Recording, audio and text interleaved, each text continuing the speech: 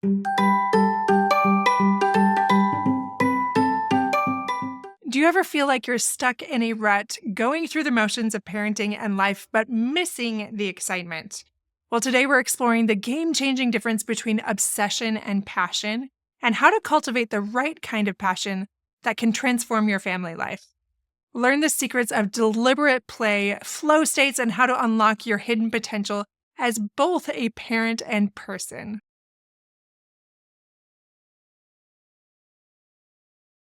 Welcome back to Fulfillment Therapy. I'm your host, Kendra Nielsen, and today we're exploring that crucial difference between obsession and passion, and how to cultivate harmonious passion in our lives as parents and spouses. We're going to explore the concepts of deliberate play, flow, and interweaving, and discuss how these things can help us avoid burnout and something called boreout while unlocking our hidden potential. I've been thinking a lot about this. As I've mentioned, I've been reading Hidden Potential by Adam Grant. And these things have been on my mind, like thinking about, okay, what is that line between passion and obsession, especially as I've been working with other clients where sometimes one spouse or the other is so immersed in something that it becomes more obsessive and unhealthy. And not only that, but I'm seeing that sometimes in kids as well, as parents come and talk about their child's obsession with things. It could be anything from video games to dancing or whatever that might be. So I'm going to start with a common scenario here. You've decided to learn a new skill or take up a hobby. Maybe you're helping a child learn something new, like tumbling or whatever it might be. Maybe it's playing an instrument or learning a language or getting fit. And at first, you're excited and motivated, but as time goes on, it starts to feel more like a chore. You find yourself saying, I should practice instead of, I want to practice. And there's this difference between obsession and passion that becomes crucial. So let's talk about what obsession is. This is often driven by external factors where we feel like we must do something to prove ourselves or even maybe meet other people's expectations. Well, passion, on the other hand, comes from within. It's about wanting to do something because it brings us joy and fulfillment. And I don't know how many episodes I can go without mentioning pickleball, but so I'm going to do it again. But for me, this is something that is very much a passion. And yet it can move into obsession if it's like, no, I have to get better. Everybody's getting better around me. I'm just staying okay. I'm not getting awesome at it. And I'm a little embarrassed to play. Like those are totally thoughts that have come through my mind because I did not grow up with any racket sports or even a lot of sports, even though I'm very athletic or very fit, I guess you could say. And it's embarrassing. And sometimes I have to check my motivation because it can be less fun if it moves into that obsession. Dr. Robert Vallerand is a leading researcher on passion, and he talks about the two types of passion being obsessive and harmonious. Harmonious passion refers to a strong inclination to engage in the activity willingly with a sense of volition. Obsessive passion, in contrast, refers to an uncontrollable urge to engage in the activity. I have some people that I know that get so obsessive about it, like this drive is not healthy, where they have to run so many miles and do race after race that is increasingly more difficult. Not because they love it, although I think it began with that. It moves into this unhealthy realm, almost punishing themselves or driving themselves so much that they can't focus on those things that are under the surface that are causing that anxiety or that dread or that depression. It's almost an avoidance. Even in parenting, we sometimes feel like we have to be the perfect parent, always available, always productive. But this can lead to burnout and resentment. Instead, we can cultivate that harmonious passion that he talked about and find activities that energize and fulfill us, that we're excited to engage in. And I know a lot of you parents out there are probably thinking, when would I have time for that? I don't have time for that.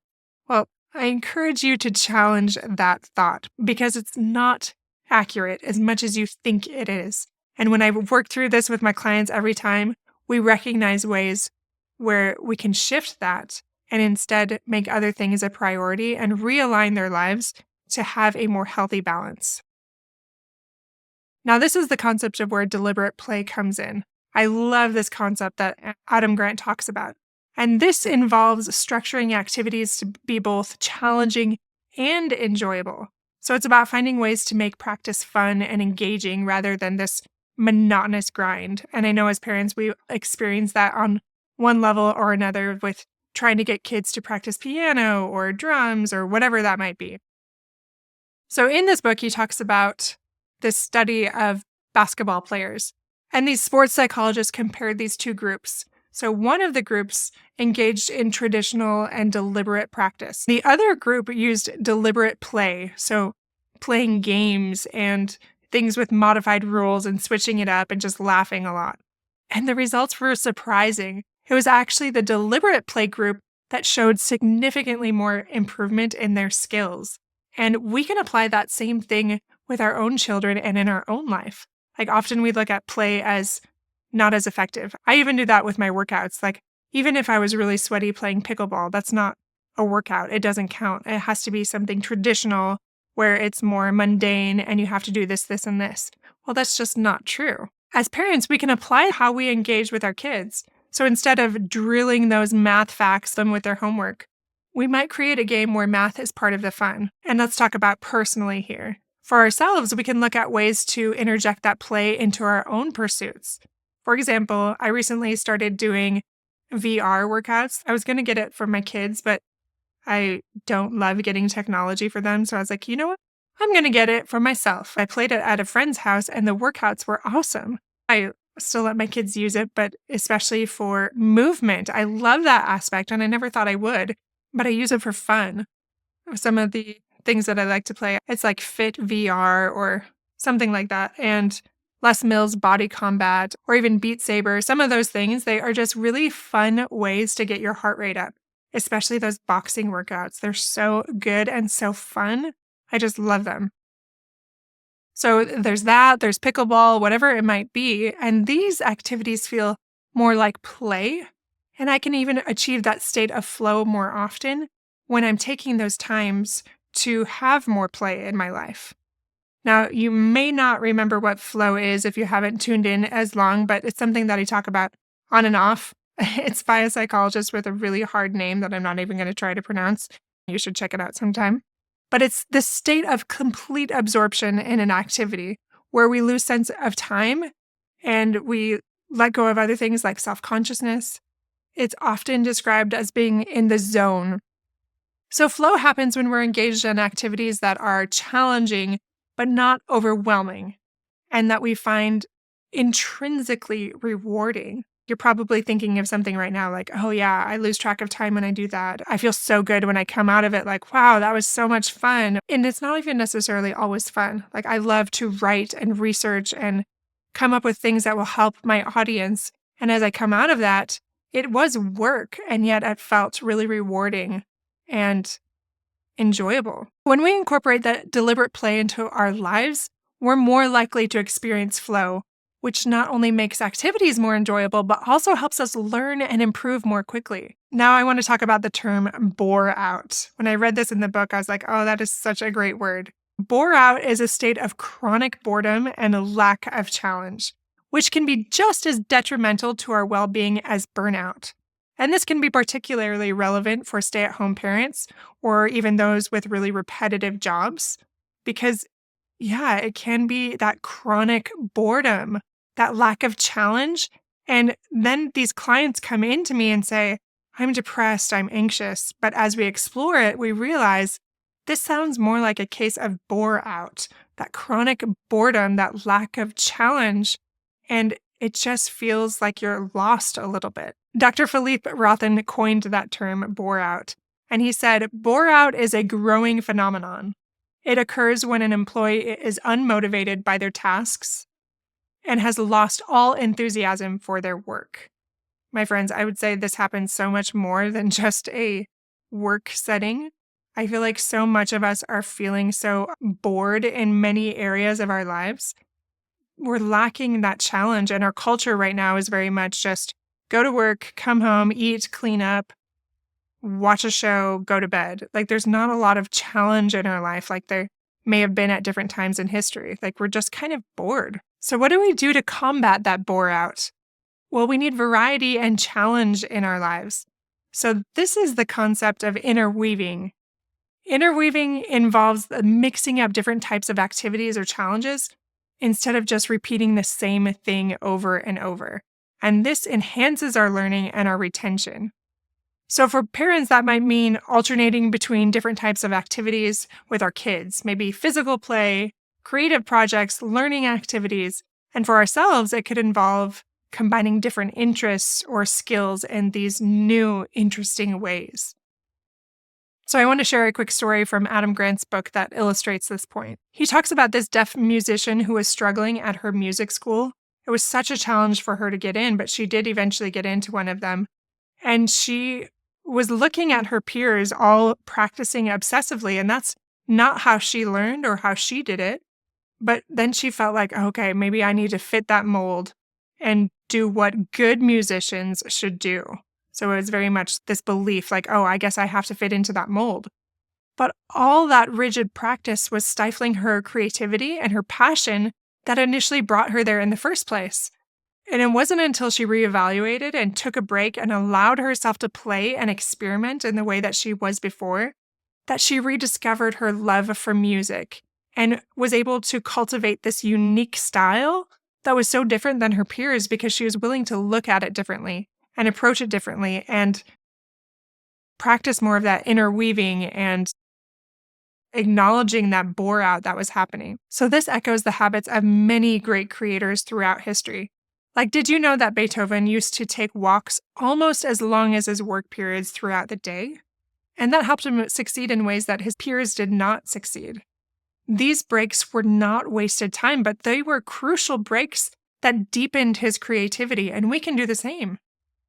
Research shows that those who take those regular breaks can deepen their learning by 10 to 30%. I love what Adam Grant said in his book. He said, "Rest is a supply of fuel. We take regular breaks to maintain energy and avoid burnout. Relaxing isn't a waste of time. It's an investment in well-being. Breaks aren't a distraction. They're a chance to reset attention and incubate those ideas. Play isn't a frivolous activity. It's a source of joy." And I know that's so different than how we were probably raised, thinking of play and all of these things as frivolous and unnecessary and a waste of time. But studies show that is not the case. So this is important for us as parents and spouses. We often feel guilty taking time for ourselves or for playing or for relaxing, doing things like pickleball or VR workouts or that art class. But without this time, we risk burning out or losing touch with our passions. And like I mentioned before, in my own life, I found that incorporating that play through maybe group exercise classes or non-traditional things like VR workouts. Oh, the other one that I do is called Fit XR, so check that out if you have VR. That's really rekindled my enthusiasm for exercise when I was starting to get that bore out. So it doesn't feel as much like a chore anymore every time I mix it up. And I do that regularly. So I'm excited to exercise again, whereas if I just did the same thing every time, I would eventually experience bore out. So to wrap it up, here are a few key takeaways from today. Cultivate that harmonious passion by finding activities that energize and fulfill you rather than feeling obligated to do them. Incorporate that deliberate play into your life and into your parenting to make learning and growth more enjoyable and effective. Take regular breaks and allow time for play. And it's not just for kids, my friends. It is so important for creativity and well-being. And then mix up with interweaving to keep things fresh and to enhance your learning. So that's moving from one thing to the next, like that deaf student that I was talking about. She would move from one instrument to the next, and just mix it up so it was fun for her. Remember, without enjoyment, our potential stays hidden. When we bring play into our lives and that passion, we become happier and more fulfilled. And we can model this for our kids and help them develop that lifelong love of learning and of growth. Feel free to share this with others that you think would benefit, and don't forget to check out our wellness courses, as well as our courses that will help you start your own podcast and your own online business and become the leader you were meant to become. If that is something that's interesting to you, go ahead and check it out on our website, and you can see all of our courses there. They are affordable. We've put our heart and soul into them. I delivered 10 times what I have personally been given in courses, and I know they will help you. And it is such a simple way to take your life to the next level. Until next time, my friends, I am Kendra Nielsen, encouraging you to find your play, your passion, and your flow. Take care, and I'll see you soon.